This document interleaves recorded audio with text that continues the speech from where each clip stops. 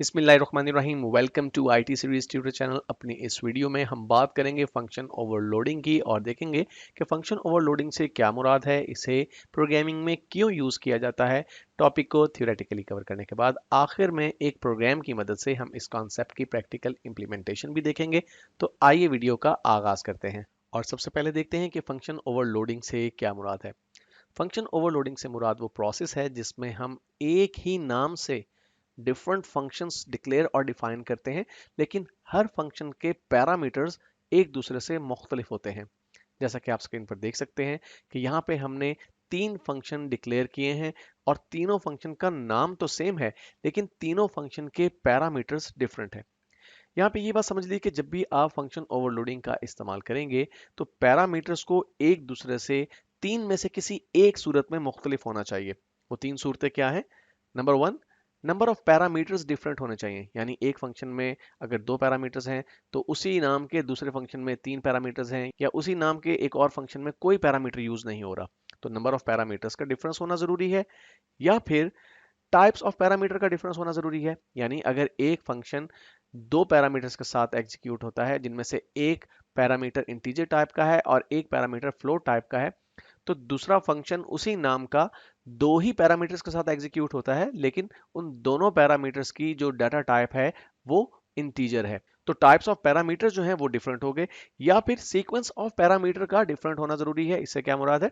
मसलन एक फंक्शन है जिसमें पहला पैरामीटर इंटीजर और दूसरा पैरामीटर फ्लोट है, उसी नाम का दूसरा फंक्शन है जिसमें पहला पैरामीटर फ्लोट और दूसरा पैरामीटर इंटीजर है। तो इन तीन में से किसी एक सूरत में पैरामीटर्स का डिफरेंट होना जरूरी है जब आप फंक्शन ओवरलोडिंग का इस्तेमाल करते हैं। अब सवाल यहाँ पे ये उठता है कि फंक्शन ओवरलोडिंग को इस्तेमाल क्यों किया जाता है, इसकी क्या वजह है। जब कोई प्रोग्रामर प्रोग्राम लिखता है तो बाज औकात सिमिलर टास्क उसे अटेन करने होते हैं और हर एक टास्क के लिए वो फंक्शन राइट करना चाहता है, लेकिन यहाँ पर उसके लिए मुश्किल ये हो जाता है कि उन फंक्शंस के नेम्स को मेमोराइज कैसे करे। मिसाल के तौर पे एक फंक्शन है जो कि दो इंटीजर वैल्यूज का एवरेज कैलकुलेट करता है, और एक फंक्शन है जो कि तीन इंटीजर वैल्यूज का एवरेज जो है कैलकुलेट करके हमें रिटर्न करता है, या एक और फंक्शन है जो दो फ्लोट वैल्यूज का एवरेज कैलकुलेट करके हमें रिटर्न करता है। तो इस सूरत में इन तीनों फंक्शंस की जो फंक्शनैलिटी है वो ऑलमोस्ट सिमिलर है, लेकिन इनके पैरामीटर्स डिफरेंट हैं। तो फिर हम एक ही नाम के साथ उन फंक्शंस को अगर इस्तेमाल करेंगे, यानी ओवरलोडिंग का इस्तेमाल करेंगे और डिफरेंट पैरामीटर्स की मदद से उन्हें कॉल करेंगे, तो प्रोग्रामर और यूजर के लिए फंक्शन के नामों को मेमोराइज करना आसान हो जाएगा। तो बुनियादी तौर पे कुछ एडवांटेजेस हैं। इन एडवांटेजेस को गेन करने के लिए फंक्शन ओवरलोडिंग का इस्तेमाल किया जाता है। इसमें जो सबसे पहला एडवांटेज है वो ये, जो मैंने भी आपके साथ डिस्कस किया, कि यूजर के लिए फंक्शन के नाम को मेमोराइज करना बहुत आसान हो जाता है अगर वो फंक्शन ओवरलोडिंग का इस्तेमाल कर रहा हो और उसने multiple functions similar task attain करने के लिए यूज करने हो। इसी तरह से इसका एक और बेनिफिट पॉलीमॉर्फिज्म है। पॉलीमॉर्फिज्म बेसिकली एक टर्म है जो कि ऑब्जेक्ट ओरिएंटेड प्रोग्रामिंग में यूज होती है, लेकिन यहाँ पे इतना समझ लीजिए कि आप एक ही फंक्शन से डिफरेंट फंक्शनैलिटीज गेन कर रहे हैं, सिर्फ पैरामीटर्स डिफरेंट प्रोवाइड करके। इसके अलावा आपके प्रोग्राम की एग्जीक्यूशन भी फास्ट हो जाती है ओवरलोडिंग के इस्तेमाल से। और इतना ही नहीं, आपके प्रोग्राम का कोड ज़्यादा रीडेबल हो जाता है, ज़्यादा कंसिस्टेंट हो जाता है और कोड को मेंटेन करना आसान हो जाता है। आइए अब एक प्रोग्राम की मदद से इस कॉन्सेप्ट को मजीद क्लियर करते हैं। डेव सी प्लस प्लस में मैंने पहले से एक प्रोग्राम टाइप और सेव कर रखा है। आइए देखते हैं कि यहाँ पर हम किस तरह फंक्शन ओवरलोडिंग का इस्तेमाल कर रहे हैं। तो यहाँ पे देखिए लाइन नंबर 3, 4 और 5 पे मैंने तीन फंक्शन डिक्लेयर किए हैं और तीनों फंक्शन का नाम सेम है, लाइन। और तीनों की जो डाटा रिटर्न टाइप है उसके लिए हमने void का कीवर्ड यूज किया, यानी ये तीनों फंक्शन किसी किस्म की कोई वैल्यू रिटर्न नहीं करेंगे। लेकिन जो पहला फंक्शन है इसमें देखिए हमने किसी किस्म के पैरामीटर्स का इस्तेमाल नहीं किया। इट मींस कि ये जब फंक्शन कॉल किया जाएगा तो कोई पैरामीटर इसे प्रोवाइड नहीं किया जाएगा। जबकि लाइन नाम के इस दूसरे फंक्शन में देखिए इंटीजर डाटा टाइप की एक वैल्यू इसे प्रोवाइड की जाएगी जब इस फंक्शन को कॉल किया जाएगा। वो वैल्यू जो है वो एक कांस्टेंट वैल्यू भी हो सकती है या एक वेरिएबल भी हो सकता है इंटीजर टाइप का। और लाइन नंबर 5 पे देखिए हमने लाइन नाम का ही फंक्शन दोबारा से डिक्लेयर किया है यहाँ पे, लेकिन अब की बार हम दो पैरामीटर्स का यहाँ पे इस्तेमाल करें, यानी इस लाइन फंक्शन को कॉल करने के लिए दो पैरामीटर्स यूज करने होंगे। उनमें से पहला पैरामीटर जो है एक इंटीजर वैल्यू पर मुश्तमिल होगा और दूसरा एक कैरेक्टर वैल्यू पर मुश्तमिल होगा। उसके बाद हम चलते हैं इन तीनों फंक्शंस की डेफिनेशन पे और देखते हैं कि ये फंक्शंस एक्चुअली कर क्या रहे हैं। तो सबसे पहले हम लाइन फंक्शन की डेफिनेशन देखते हैं जो कि हमारे पास मौजूद है लाइन नंबर 16 पे। और यहाँ पर देखिए हम क्या कर रहे हैं, सिंपली हमने अपने इस फंक्शन की बॉडी में एक इंटीजर डाटा टाइप का वेरिएबल आई डिक्लेयर किया है और उसकी मदद से हम एक लूप इस्तेमाल कर रहे हैं, फॉर लूप।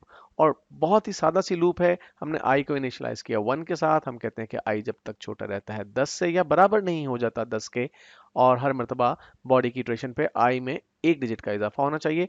और सिंपली हर लूप इटरेशन पे सी आउट ऑब्जेक्ट की मदद से हम एक स्टैरिक प्रिंट कर देंगे अपनी स्क्रीन पर। यानी इस फंक्शन को जब कॉल किया जाएगा तो ये फंक्शन स्क्रीन पर 10 स्टैटिक्स प्रिंट कर देगा। और उसके बाद देखिए सी आउट की मदद से हम एंड एल मैनिपुलेटर का इस्तेमाल कर रहे हैं, लेकिन ये जो स्टेटमेंट है ये हमारी फॉर लूप के बाद एग्जीक्यूट होगी। यानी जब फॉर लूप की तमाम इटरेशंस कंप्लीट हो जाएंगी तो फिर एक न्यू लाइन प्रोड्यूस हो जाएगी और नेक्स्ट आउटपुट जो है वो नई लाइन पे आएगा। इसके बाद हम देखते हैं अपना दूसरा फंक्शन जो कि एक इंटीजर वैल्यू को पैरामीटर के तौर पे एक्सेप्ट करने के बाद एग्जीक्यूट होता है। और उसके लिए हमने लाइन नंबर 24 पे अपने इस फंक्शन को डिफाइन किया है। तो देखिए यहाँ पे भी एग्जैक्टली वही केस है, बस थोड़ा सा डिफरेंस ये है कि अब की बार हम यूजर से एक इंटीजर वैल्यू ले रहे होंगे और हम स्टैरिक्स ही प्रिंट करवाएंगे, लेकिन स्टैरिक्स हम उतने प्रिंट करवाएंगे जो वैल्यू पैरामीटर के तौर पे इस फंक्शन को कॉल करते हुए पास की गई होगी। अब ये जो ऊपर हमने फंक्शन देखा है इसमें बेसिकली 10 स्टैरिक्स प्रिंट हो जाएंगे स्क्रीन पर, लेकिन ये फंक्शन जब कॉल किया जाएगा तो हमें चूंकि एक इंटीजर वैल्यू प्रोवाइड करनी होगी तो हम जितनी वैल्यू देंगे उसी की मुनासबत से स्टैरिक्स स्क्रीन पर प्रिंट हो जाएंगे। इसके बाद देखिए लाइन नंबर 32 पे हम लाइन नामी फंक्शन को दो पैरामीटर्स के साथ यहाँ पे डिफाइन कर रहे हैं।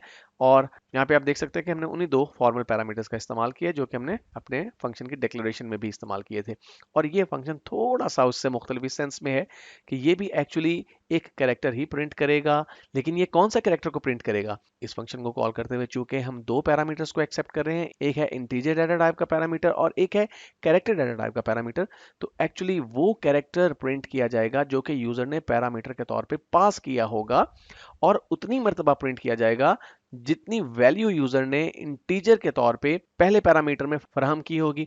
बाकी का कोड ऑलमोस्ट सेम है, सिंपली हमने आई नाम का एक वेरिएबल डिक्लेयर किया, फिर फॉर लूप में उस आई नाम के वेरिएबल को यूज किया, इनिशियलाइज किया 1 के साथ, और आई जब तक छोटा रहता है या बराबर नहीं हो जाता n के, और n बेसिकली वो नंबर है जो कि यूजर ने हमें फराहम किया होगा कि कितने कैरेक्टर्स वो प्रिंट करना चाहता है। और उसके बाद देखिए सिंपली हमने सी आउट ऑब्जेक्ट के साथ सी नामी उस फॉर्मल पैरामीटर को प्रिंट कर दिया जिसमें एक्चुअली वो वैल्यू कॉपी हो चुकी होगी जो यूजर ने इस फंक्शन को कॉल करते हुए फराहम की होगी। अब हम चलते हैं अपने मेन फंक्शन में जहां पे लाइन नाम के फंक्शन को ओवरलोडिंग के साथ यूज कर रहे हैं। तो हमारा मेन फंक्शन लाइन नंबर 7 से स्टार्ट हो रहा है और देखिए हमने सिंपली यहाँ पर इस फंक्शन को 3 मरतबा कॉल किया, लेकिन पहली मरतबा हमने लाइन नामी फंक्शन को जब कॉल किया तो कोई पैरामीटर फराहम नहीं किया। तो एक्चुअली जो हम यहाँ पे कोई पैरामीटर पास नहीं कर रहे तो हमारा कंपाइलर ऑटोमेटिकली डिटेक्ट कर लेगा कि हम इस पहले फंक्शन को कॉल करना चाह रहे हैं क्योंकि इसी में कोई पैरामीटर यूज नहीं हो रहा। दूसरी मरतबा जब हमने इस फंक्शन को कॉल किया तो एक इंटीजर वैल्यू फराहम की। अब इंटीजर वैल्यू का पैरामीटर जो है एक्चुअली हमारे इस दूसरे फंक्शन में यूज हो रहा है। तो जब हमने लाइन नामी फंक्शन को एक इंटीजर वैल्यू के साथ कॉल किया, पैरामीटर के तौर पे इंटीजर वैल्यू फराहम की, तो ये फंक्शन एग्जीक्यूट हुआ, इस फंक्शन ने अपनी फंक्शनैलिटी फराहम की। और फिर लाइन नंबर 12 पे देखिए हमने जब दो पैरामीटर्स फराहम किए, उनमें से पहला पैरामीटर इंटीजर है, दूसरा पैरामीटर जो है वो एक कैरेक्टर है। यहाँ पे हमने सिंगल कोटेशन मार्क्स के पेयर के दरमियान कैरेक्टर टाइप किया है। तो ऑटोमेटिकली वो फंक्शन कॉल होगा लाइन नामी जिसमें दो पैरामीटर्स यूज किए जा रहे हैं, जिसमें पहला पैरामीटर इंटीजर और दूसरा पैरामीटर कैरेक्टर टाइप का है। आइए हम इस प्रोग्राम को कंपाइल और एग्जीक्यूट करते हैं।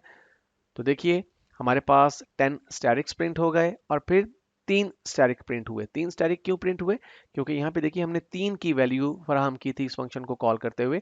तो हमारा जो सेकंड फंक्शन था जिसमें इंटीजर डाटा टाइप का एक पैरामीटर यूज हो रहा था, उसने उतने ही कैरेक्टर्स प्रिंट करने थे, उतने ही स्टैटिक्स प्रिंट करने थे जितनी के इंटीजर वैल्यू फराहम की जाती। और लाइन नंबर 12 पे जो हमने फंक्शन कॉल किया उसका आउटपुट आप देखिए एट द रेट के साइन की सूरत में आ रहा है और 5 मरतबा एट द रेट का साइन यहाँ पे स्क्रीन पर प्रिंट हो रहा है। तो आपने देखा किस तरह से फंक्शन ओवरलोडिंग काम करता है।